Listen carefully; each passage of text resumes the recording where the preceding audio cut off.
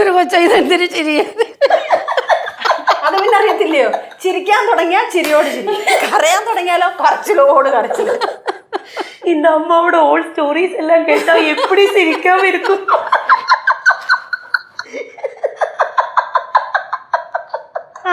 എന്താണ് രാവിലെ മോട്ടറൊക്കെ ഓണമല്ലോ?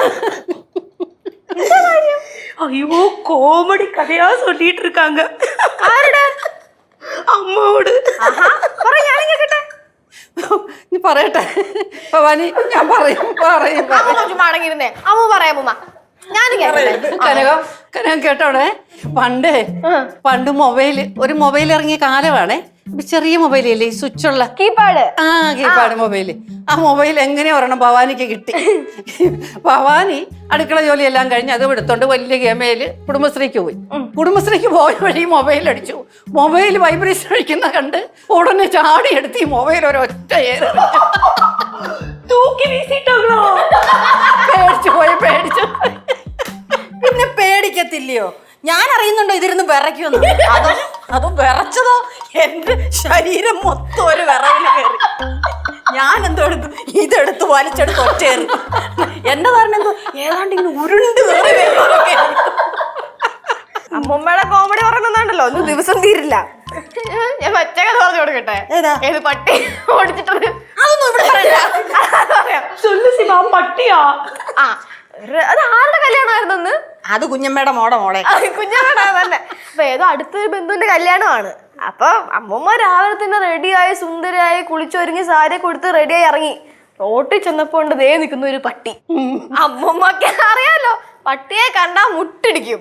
അങ്ങോട്ടും ഇങ്ങോട്ടും നോക്കി ഒരാളില്ല, കല്യാണത്തിന് പോയേ പറ്റുള്ളൂ.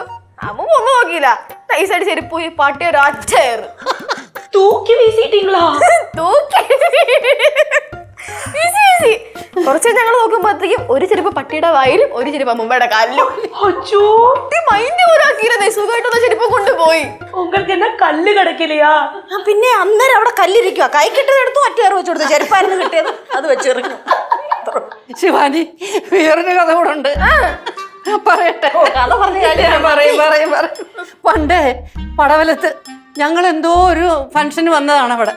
ആ സമയത്താണ് ഈ സംഭവം നടക്കുന്നത്. അവിടെ ഒരു ജോലിക്കാരി നിപ്പുണ്ടായിരുന്നു പടവലത്ത്.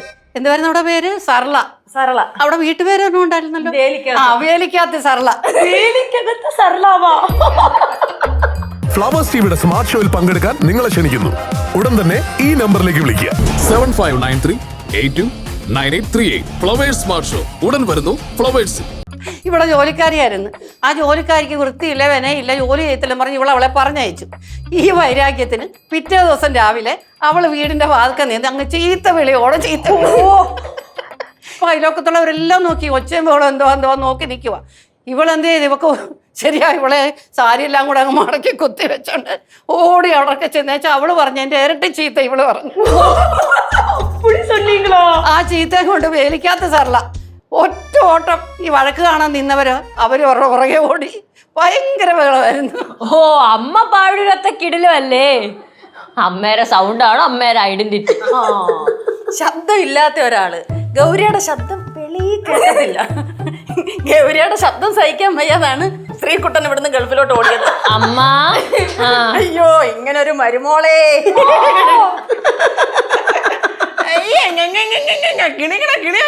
കനാൻഡി തന്നെ പറഞ്ഞത്. ഗൗരിയമ്മായി, അമ്മായിക്ക് അറിയോ ഈ കനാൻഡി ഉണ്ടല്ലോ, ഫുള്ള് മണ്ടത്തരമായിരുന്നു. പിന്നല്ലാതെ ഇപ്പോഴല്ലേ കുറച്ച് വെളിവും വെള്ളിയാഴ്ചയൊക്കെ വന്ന് കേസു. നില്ല ഒരു കഥ ഇപ്പൊ പറ. ശിവാടേ, ഓർമ്മ ഉണ്ടോ നിനക്ക്? അമ്മ ഇവിടെ പുട്ടുണ്ടാക്കാൻ വെച്ചിരുന്ന അരിപ്പൊടി കൊണ്ടുപോയിട്ട് കോല വിട്ടത് നടയില്. ചേച്ചി ഒന്നും പറഞ്ഞില്ലേ? അമ്മ ഏറെ കയറ്റിയില്ലേ? ഓ, അടിപൊളി. ആന്റിക്ക് ഓർമ്മയുണ്ട? കനാൻഡി പണ്ട് ചെയ്ത മണ്ടത്തരങ്ങളൊക്കെ കനാൻഡിക്ക് ഇപ്പോഴും ഓർമ്മയുണ്ട്.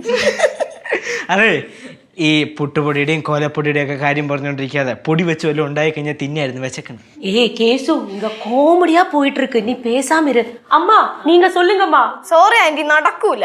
കേശുവിന് വിശന്നാ പിന്നെ മേലും കീഴും നോക്കാനില്ല അല്ലേ കേശുവേ?